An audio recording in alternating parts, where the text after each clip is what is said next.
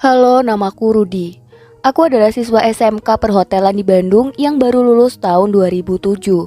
Aku adalah anak sematawayang yang berasal dari keluarga biasa-biasa saja. Ketika aku lulus, aku sangat ingin sekali melanjutkan untuk kuliah di perhotelan. Tapi apa daya, orang tuaku saat itu belum mampu untuk membiayaiku ke jenjang pendidikanku yang lebih tinggi. Tapi aku tidak berkecil hati. Sampai aku putuskan aku akan bekerja dahulu untuk mencari tambahan biaya masuk kuliah. Beberapa lamaran pekerjaan aku sebar ke beberapa hotel di Bandung. Dan sudah hampir 1 bulan tak kunjung ada panggilan. Aku sempat putus asa. Sampai akhirnya aku pun mencoba melamar ke sebuah kafe di Bandung juga. Selang 1 minggu, tiba-tiba ada telepon masuk dari 2 perusahaan, yaitu dari Hotel X dan dari Cafe X. Aku sempat bingung untuk mengambil yang mana. Setelah aku pikirkan, akhirnya aku memutuskan untuk mengambil yang Hotel X saja. Walaupun hotel itu hanya bintang 3, tapi aku sangat tertarik sekali di dunia perhotelan. Singkat cerita, aku pun diterima di Hotel X itu. Aku diterima di bagian room service, pengantar makanan dalam kamar. Aku sangat senang sekali dengan pekerjaan pertamaku, sangat bersemangat sekali. Selama seminggu aku dipekerjakan pagi hari karena masih masa training. Sedikit cerita, hotelnya itu biasa saja, ada 7 lantai.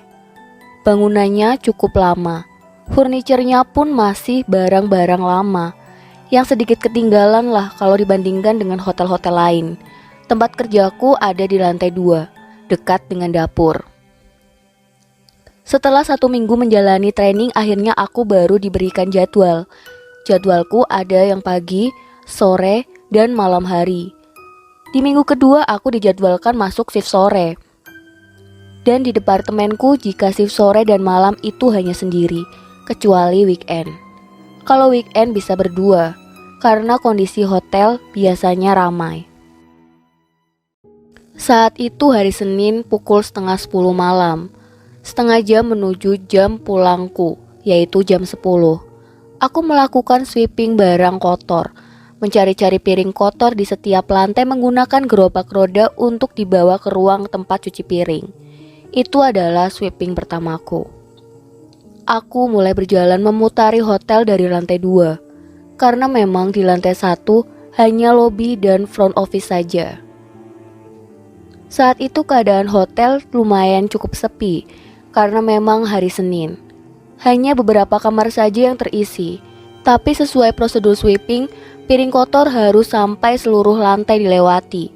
Karena aku karyawan baru, aku pun menaati peraturan hotel itu. Padahal sih jika dipikir lagi, tidak perlu seluruh lantai juga. Toh aku bisa langsung saja sweeping ke kamar-kamar yang memang terisi hari itu saja. Lantai demi lantai aku lewati. Sampai akhirnya aku tiba di lantai 5, yang dimana aku tahu dari lantai 5 sampai lantai 7 itu tidak ada tamu yang menginap satupun. Karena tamu hanya menginap dari lantai 2 sampai lantai 4 saja. Itu pun tidak full. Ketika aku keluar dari lift lantai 5, entah kenapa perasaanku berbeda. Aku merasa merinding melihat lorong hotel yang memang tidak begitu terang. Aku mencoba terdiam sebentar sebelum melanjutkan sweepingku di lantai itu. Tiba-tiba terdengar suara langkah sepatu dari kejauhan, seperti langkah sepatu security. Tapi aku tidak tahu arahnya dari mana. Sampai akhirnya suara itu semakin mendekat.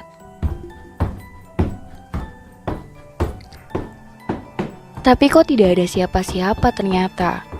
Bulu kuduku semakin merinding. Tapi aku mencoba memberanikan diri dan mencoba berpikir positif. Aku pun melanjutkan sweepingku. Kamar demi kamar aku lewati. Tidak ada terdengar suara sedikit pun di lantai itu. Hanya suara langkah sepatuku saja dan roda gerobak yang aku bawa. Ketika aku sedang asik berjalan, tiba-tiba terdengar lagi suara langkah kaki itu. Kali ini tepat jelas suara langkah kaki itu ada di belakangku. Tapi entah kenapa aku sangat berat sekali untuk menengok ke belakang.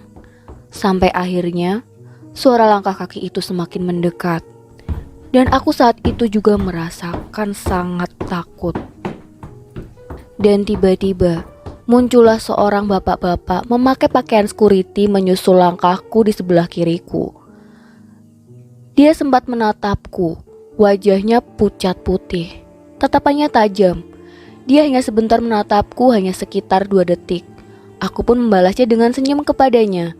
Tapi dia tidak membalas senyumanku dan lalu melanjutkan langkahnya. Yang membuatku aneh, pakaian security itu berbeda dengan pakaian security lainnya. Pakaian security itu memakai seragam berwarna putih. Sedangkan setauku, security yang bekerja sekarang mereka memakai pakaian seragam berwarna hitam. Dan yang lebih membuatku aneh lagi, ketika security itu lewat, tiba-tiba aku mencium bau hangus yang sangat menyengat. Sampai akhirnya security itu pun menghilang di hadapanku karena memang langkahnya begitu cepat. Aku pun melanjutkan sweepingku ke lantai 6. Meski sama sepinya seperti lantai 5, tapi aku tidak merasakan merinding seperti di lantai 5. Setelah memutari lantai 6, aku pun melanjutkan sweepingku ke lantai 7. Ketika tiba di lantai 7, tiba-tiba perasaan merinding itu pun muncul lagi. Aku kembali terdiam di depan lift untuk beberapa saat. Dan ketika aku menengok ke sebelah kiri, tiba-tiba aku kaget karena melihat bapak security yang tadi sedang berdiri kurang lebih 10 meter dari hadapanku. Refleks aku pun tersenyum, tapi lagi-lagi senyumanku tidak dibalas olehnya. Lalu dia pun pergi dari hadapanku ke arah lorong lain dan tidak terlihat lagi. Perasaanku tiba-tiba menjadi tidak enak. Aku seakan ingin mempercepat langkahku untuk turun kembali ke lantai 2. Setibanya di lantai 2, aku pun mempercepat langkahku untuk masuk ke dalam ruangan cuci piring. Setibanya di dalam ruangan tempat cuci piring, aku bertemu 2 teman seniorku yang berprofesi chef dan tukang cuci piring, yaitu Vian dan Agus. Mereka keheranan melihat langkahku yang terburu-buru dengan muka yang sangat panik. Vian bertanya, "Kenapa, Ruth? Kok kayak panik gitu?" Aku menjawab, "Oh, nggak kenapa-napa kok, hanya ingin buru-buru pulang saja." "Oh, kirain kenapa. Ya udah, hati-hati ya, selamat beristirahat," jawab Vian. Aku pun pergi meninggalkan mereka dan turun ke lantai 1 untuk absen pulang dan body checking di ruang security. Setibanya di ruang security, entah kenapa aku merasa penasaran ingin menanyakan siapa bapak security yang tadi aku temui di lantai 5. Karena memang selama seminggu aku bekerja, aku baru melihatnya malam itu. Aku bertanya, "Pak, aku mau nanya nih. Malam ini ada security lain yang bekerja selain Bapak?" Lalu bapak security itu menjawab, "Hah? Enggak kok. Yang kerja dari tadi cuma saya. Kenapa memangnya?" "Oh, nggak apa-apa Pak, cuma nanya aja." "Ya udah, saya pamit ya Pak," jawabku keheranan. Sepanjang perjalanan entah kenapa aku kepikiran sosok bapak security tadi. Jujur, pikiran itu sangat mengganggu. Wajahnya terbayang-bayang terus, seakan selalu ada di hadapanku. Sampai aku di rumah pun aku masih memikirkannya. Untungnya karena aku sudah lelah, tak lama pun aku tertidur malam itu. Dan malam itu juga aku bermimpi. Aku bermimpi bahwa aku berada di hotel itu. Iya, tepatnya di lantai 5. Tapi kondisi hotelnya saat itu sedang terjadi kebakaran yang sangat hebat. Aku merasa ketakutan di dalam mimpiku. Sampai akhirnya aku mendengar suara orang berteriak minta tolong. Ketika aku mencoba mendekatinya, aku melihat seorang laki-laki sedang terbakar tubuhnya. Dia meronta-ronta kepanasan. Aku pun mencoba menolongnya dengan menyiramkan air yang ada di dekatku saat itu. Tapi naas, laki-laki itu tidak tertolong. Wajahnya sudah hampir hancur. Tapi aku masih bisa melihat sedikit wajahnya. Dan ya, sosok laki-laki yang terbakar itu adalah sosok bapak security yang bertemu denganku di lantai 5. Di dalam mimpi, aku sempat melihat seragam dan nama yang tertempel di bajunya. Namanya Diman. Seketika aku pun langsung terbangun dari tidurku. Dengan nafas yang terengah-engah, dan keringat yang sudah membasahi tubuhku. Aku merasakan tubuhku menjadi lemas dan demam saat itu. Ya, hari itu pun aku jatuh sakit dan tidak masuk kerja. Aku istirahat tidak masuk kerja selama 2 hari. Dan selama 2 hari itu pula aku terus memikirkan sosok bapak security itu. Bayangannya seolah tidak mau hilang. Setelah istirahat selama 2 hari, badanku pun mulai membaik dan aku kembali bekerja seperti biasa. Dan aku masih bekerja di jam sore seperti kemarin. Entah kenapa pada hari itu sebelum aku masuk ke dalam hotel, aku merasa hal yang berbeda. Seperti ada sesuatu yang menungguku di dalam sana rasanya. Aku sempat terdiam sebentar memandang hotel itu di luar di seberang jalan. Singkat cerita, aku pun kembali bekerja di hari itu.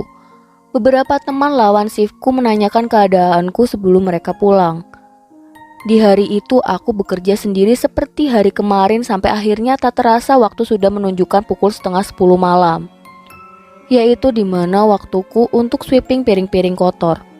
Seperti biasanya, aku pun membawa gerobak itu dan mulainya dari lantai 2. Hari itu kamar agak lumayan ramai, tidak seperti hari Senin kemarin. Tapi entah kenapa perasaan merinding itu muncul lagi, padahal aku belum berjalan jauh. Mengingat hari itu adalah hari Kamis malam Jumat. Aku pun memperbanyak doa selama perjalanan mengelilingi lantai hotel. Sempat terdengar beberapa percakapan orang di dalam hotel yang dimana itu membuat hati saya sedikit tenang. Lantai demi lantai aku lewati. Sampai akhirnya aku tiba di lantai 5. Meski hari itu tamu hotel lumayan banyak, tapi namanya lorong hotel ya tetap sepi saja. Karena tamu kan berada di dalam kamarnya masing-masing. Entah kenapa langkahku di lantai 5 itu terasa berat seperti kemarin. Padahal sama sepinya juga seperti lantai-lantai sebelumnya. Ketika aku terdiam di depan lift, sambil menengok ke kanan dan ke kiri, tiba-tiba aku mencium bau hangus kembali. Dan bau hangus itu seperti bau hangus yang aku cium di hari Senin itu. Pandanganku semakin liar melihat ke semua arah karena aku takut ada yang terbakar. Tapi tak lama bau hangus itu pun hilang. Aku berpikir mungkin itu bau orang bakar sampah di luar hotel, dan baunya masuk ke dalam hotel. Aku pun mulai melangkahkan kakiku di lantai 5 itu. Ketika aku masuk lorong yang redup, tiba-tiba bau hangus itu muncul kembali. Langkahku terhenti di tengah-tengah lorong yang redup itu. Pandanganku hanya tertuju ke arah sudut lorong. Entah kenapa nyaliku menjadi sangat ciut untuk berjalan ke arah kamar yang ada di ujung lorong itu. Jadi aku memutuskan untuk berputar balik dan pergi ke lorong yang lainnya.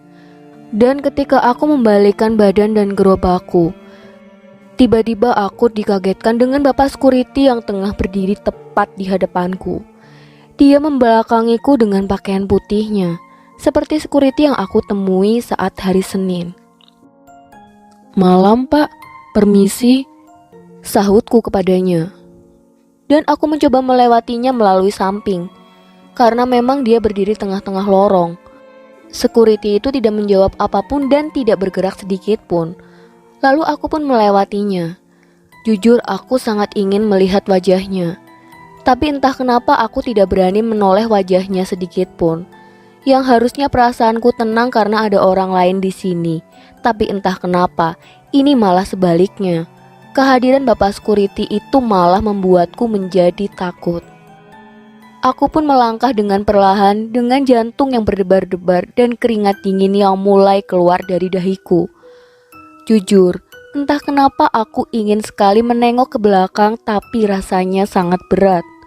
Setelah langkah demi langkah aku lewati dan hampir berada di tikungan, aku pun memberanikan diri untuk menengok ke belakang. Dan tiba-tiba saja, sosok bapak security itu sudah ada di hadapanku. Jarak kami hanya kurang dari 1 meter. Aku bisa jelas sekali melihat wajahnya yang kali ini wajahnya sangat pucat sekali, matanya kosong. Dan ketika aku melihat nama di bajunya, yaitu Diman. Nama itu sama seperti yang aku lihat di dalam mimpiku. Aku sempat beberapa detik berhadapan dengannya. Sampai akhirnya aku pun membalikan kembali pandanganku ke depan dan kembali melanjutkan langkahku dengan tergesa. Yang membuat takut adalah ketika tadi berhadapan dengannya, bau hangus itu kembali muncul dan sangat menyengat sekali. Aku pun tidak melanjutkan sweeping di lantai 5. Dalam hati, masa bodoh deh kalau memang ada barang kotor di lantai 5 yang tidak keangkut. Aku segera menuju lift untuk menuju lantai 6. Setibanya di dalam lift, aku pun dengan segera menekan tombol lantai 6. Entah kenapa aku merasa seperti dikejar-kejar sesuatu. Tak henti-hentinya di dalam lift, aku berdoa. Dan tak lama pintu lift terbuka dan aku pun keluar dengan perlahan. Aku melihat sekeliling dan sangat sepi. Aku pun mulai berjalan melewati kamar per kamar. Setelah melewati beberapa kamar, aku sempat melihat nomor kamar. Dan begitu kagetnya aku. Ternyata aku sedang berada di lantai 7 bukan lantai 6. Aku pun segera bergegas kembali ke arah lift sambil kebingungan. Apa iya tadi aku salah pencet nomor? Ketika aku mau belok ke arah lift, tiba-tiba aku mendengar samar suara seorang laki-laki berteriak, "Panas, panas!" Dengan suara langkah sepatu yang sambil berlari-lari. Aku tidak tahu dari mana sumber suara itu berada. Aku hanya terdiam sambil mencoba mendengarkan sumber suara itu. Lalu tak lama suara itu pun hilang. Bulu kuduku berdiri dan aku merasa merinding yang sangat kuat. Ketika aku mulai melangkahkan kakiku kembali, tiba-tiba suara teriakan dan langkah sepatu itu ada di belakangku. Aku tak berani menengok ke belakang dan suara itu semakin dekat. Sontak aku pun berlari sekencang-kencangnya ke arah tangga darurat. Sialnya tangga darurat itu sangat gelap, tidak ada penerangan sedikit pun. Aku mencoba mengeluarkan handphoneku untuk menyalakan senternya. Ketika aku nyalakan, bau hangus itu kembali muncul. Dan aku melihat asap yang tersorot oleh handphoneku. Baru saja aku berjalan menuruni anak tangga. Tiba-tiba aku melihat sosok sedang merangkak dari arah bawah. Dia menaiki anak tangga ke arahku sambil mengesotkan badannya dan merintih. "Panas, panas!" Ketika aku sorot wajahnya dengan senter, astaga, wajah orang itu hancur hangus. Dia memakai seragam security yang berwarna putih itu. Sontak aku pun kembali berlari keluar dari tangga darurat sambil berteriak minta tolong. Walaupun tidak ada satupun orang yang berada di lantai 7 itu, aku berlari ke arah lift dan ketika aku menengok ke belakang, sosok security itu ternyata mengikutiku dengan berjalan mundur dengan cepat. Karena takut, aku pun pingsan saat itu.